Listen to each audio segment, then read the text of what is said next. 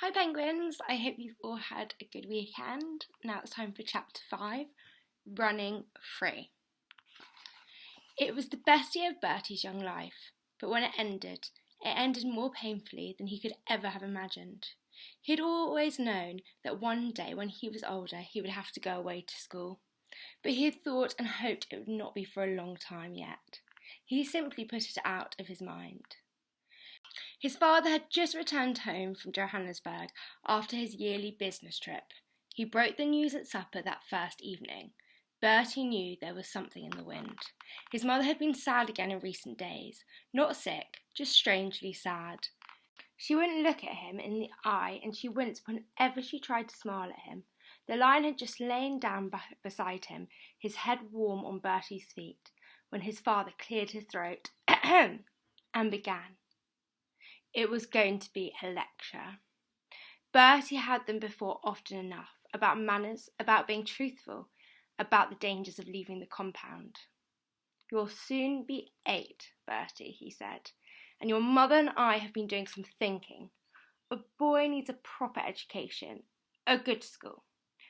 Well, we found just the right place for you, a school near Salisbury in England. Your Uncle George and Aunt Melanie live nearby and have promised to look after you in the holidays and to visit you from time to time. They'll be father and mother to you for a while. You'll get on with them just well enough, I'm sure you will. They are fine, good people. So you'll be off on the ship to England in July. Your mother will accompany you. She will spend the summer with you in Salisbury, and after she is taking you to school in September, then she'll return here to the farm. It's all arranged." As his heart filled with terrible dread, all Bertie could think of was his white lion. "But the lion," he cried. "What about the lion?" "I'm afraid there's something else I have to tell you," his father said, looking across at Bertie's mother. He took a deep breath, and then he told him. He told him he had met a man whilst he was in Johannesburg, a Frenchman, a circus owner from France. He was over in Africa looking for lions and elephants to buy for his circus. He liked them young, very young, a year or less, so that he could train them without too much trouble. Besides, they were easier and cheaper to transport when they were young. He would be coming out to the farm in a few days' time to see the white lion for himself.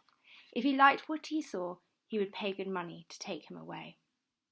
It was the only time in his life Bertie had ever shouted at his father.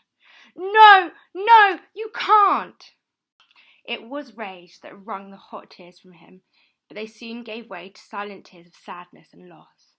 There was no comforting him, but his mother tried all the same. That's them having the really horrible chat around the dinner table. "We can't keep him here forever, Bertie," she said. "We always knew that, didn't we? And you've seen how he stands by the fence gazing out into the field.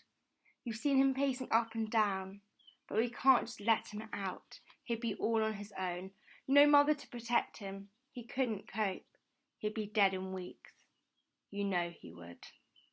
"But you can't send him to the circus, you can't," said Bertie. "He'll be shut up behind bars. I promised him he never would be.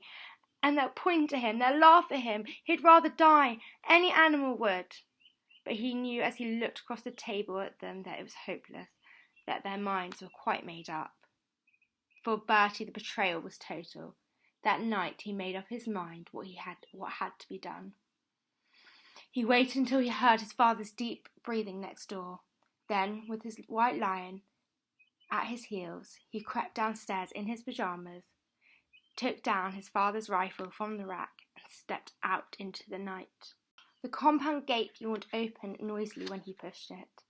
But then they were out and running free. Bertie had no thought of the dangers around him, only that he must get as far from home as he could before he did it. The lion padded along beside him, stopping every now and then to sniff the air. A clump of trees became a herd of elephants wandering towards them out of the dawn. Bertie ran for it. He knew how elephants hated lions. He ran and ran till his legs could run no more. As the sun came up over the field, he climbed to the top of the cobie and sat down, his arm round the lion's neck. "The time has come. Be wild now," he whispered. You've got to be wild. Don't come home. Don't ever come home. They'll put you behind bars. You'll hear what I'm saying?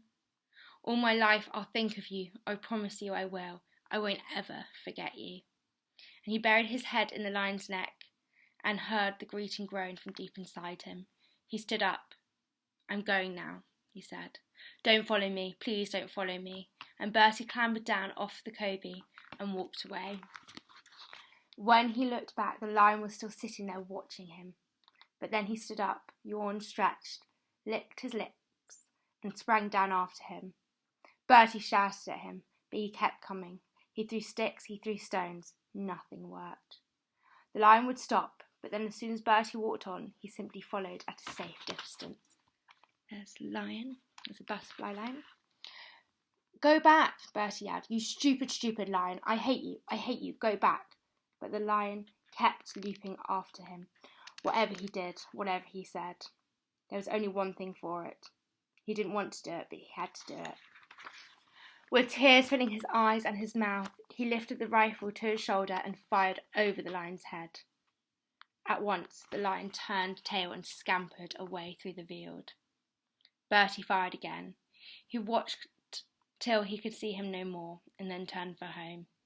He knew he'd have to face what was coming to him. Maybe his father would strap him. He'd threatened it often enough, but Bertie didn't mind. His lion would have his chance for freedom. Maybe not much of one. Anything was better than the bars and the whips of a circus.